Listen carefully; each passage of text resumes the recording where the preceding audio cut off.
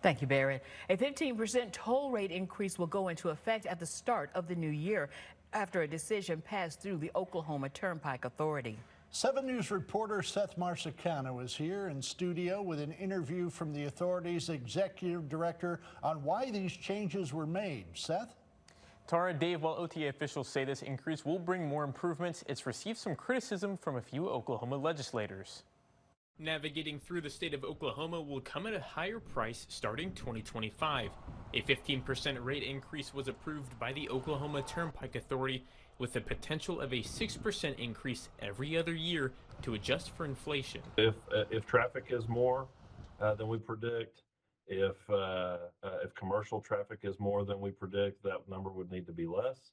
However, if traffic counts are down, if inflation is higher, those types of things, some of the variables that we can't solve for today and project into the future, then we'll have to make an adjustment to that. Officials say this increase would go towards major improvements, additional interchanges, and more lanes. This will also fund the Access Oklahoma project, which has been reported to be billions of dollars over budget. We're going to be one of the cheapest toll roads in the country. We are cheaper than almost every other state, and there are very few roads in any state that are lower cost per mile than the Turnpike in Oklahoma.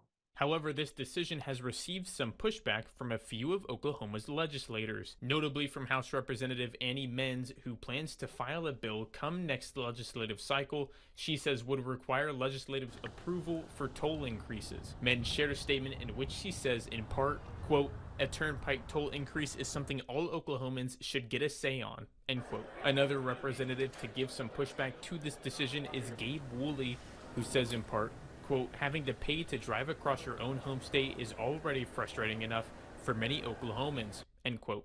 E. Kelly addressed the criticism during our interview. So if you want a project, this is how we have to do it. If those projects are not necessary, then the legislature has the option to remove those from state law.